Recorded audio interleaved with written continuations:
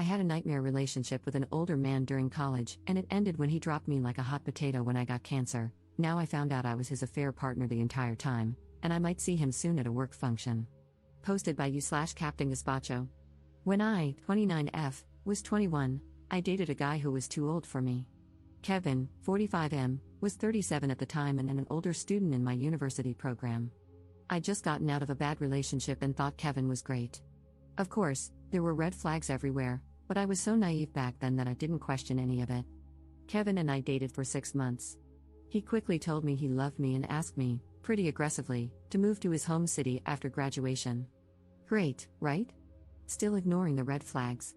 In my last semester, I was diagnosed with cancer, and my world fell apart. The day I got my diagnosis, Kevin made out with another woman at a party in front of me. I left in tears. That night, he broke up with me via email, saying we weren't a good fit anymore because of my impending medical emergency. He admitted he was only with me out of pity after my previous abusive relationship and added that all our friends thought I was annoying and no one liked me. I felt like I'd been punched in the gut. My memories of that week are a blur. I had to drop out of the semester and take a medical leave of absence.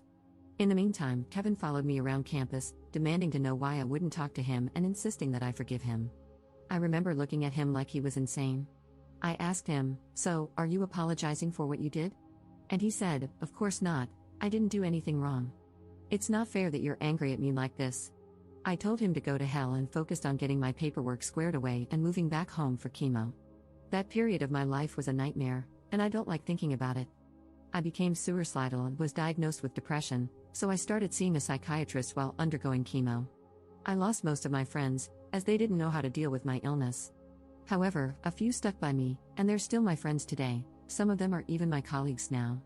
In the months after I left school, Kevin badgered me over text, saying he didn't know what happened between us and demanding that I forgive him. In the middle of chemo, I told him I forgave him just to get him to leave me alone. As soon as I forgave him, he vanished, and I never heard from him again. I blocked him on Facebook to ensure he couldn't come back into my life. Later that year, between chemo treatments, I met a strange woman at a university event off campus. I'd never seen her before and had no idea who she was. During dinner with a group of students and alumni, she talked about her fiancé. Can you guess who it was? Kevin, of course. I was confused because we'd only dated for a few months, which seemed too short to know someone before getting engaged.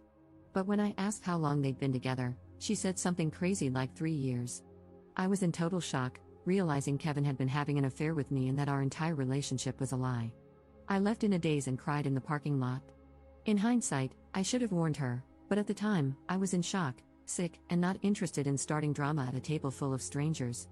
I was also exhausted. Later, I thought about finding her on Facebook, but I didn't know her name and worried that saying something would invite more harassment from Kevin, so I let it go. The good news is that I'm still here and happily in remission. 2 years after leaving school, I finally felt human again and went back to finish my degree. By then, I was doing really well.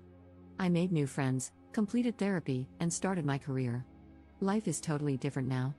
I'm well known in my field and have even been invited back to my university as a guest of honor. My professors want me to speak to students, and I'll have a chance to network with visiting alumni who are big names in my industry. It's an amazing opportunity, and I was really looking forward to it. The only problem is that Kevin is on the guest list, along with a woman who shares his last name, presumably his wife. When I saw their names, my heart sank. The guest list is small, with maybe 50 alumni, so we're bound to run into each other. I can't skip the event because it's important, and I already promised I'd be there. Plus, I don't want to avoid things out of fear of running into someone like him. How do I handle seeing Kevin again? Should I treat him like a stranger? What if he tries to hug me like we're old friends? That's something he would do. I also have no idea if I should say anything to his wife. I don't want to reopen this can of worms from my past. I'm losing sleep over this and don't know what to do. Commenter. You don't give him any attention, and you certainly don't approach the girlfriend, even though you'd like to share a few things. Ops response. The idea of approaching his wife gives me hives. The last thing I want to do is open this Pandora's box. I feel bad for her, though. Update 6 months later. Well, thanks for your feedback, everyone. I wanted to give you an update. Something I failed to mention in my last post is that my mom used to teach at my alma mater before she recently retired. She didn't know about my brief relationship with Kevin years ago. After writing my post, I decided to share everything that happened with her. Mom immediately got this weird look on her face and said she knew exactly who I was talking about because he used to teach in my department. She said, "I don't think Kevin will be a problem for you." When I asked why, she said, "Trust me, you'll see. That guy is kind of a loser." So I went to the event, and it was amazing. I took some of the advice here and brought a girlfriend so I wouldn't be alone in case Kevin tried to pull something. I met a bunch of alumni and ran into a couple of people I had lost touch with when I got sick. Everybody was thrilled to hear how well I'm doing, and my speech got an ovation when I was done. Anyway, Kevin showed up with his wife. I don't know how to say this without sounding mean, but he's gotten fat and is going bald.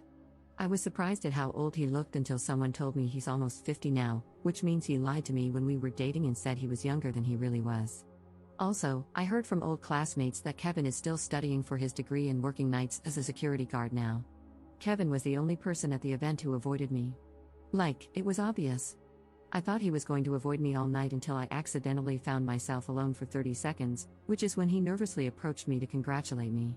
I smiled, said thanks, and kept moving. He tried cracking a dumb joke to me later, but I just ignored him, which seemed to frustrate him. Overall, I just spent the night focused on the people around me and forgot he existed. Interestingly, he managed to repeatedly piss off a bunch of people, including his wife and one of the deans, throughout the night with stupid comments. It got so bad that people started a running joke about what an insensitive moron Kevin was. I'm so glad I went and didn't allow one jerk from my past to make me hide. I had a great time and was surprised at how unafraid I felt when I saw Kevin again. The memories from that time of my life were so traumatic, but now he's just some jerk I once knew. I'm not sure now WTF I ever saw in him or why I was ever scared of him.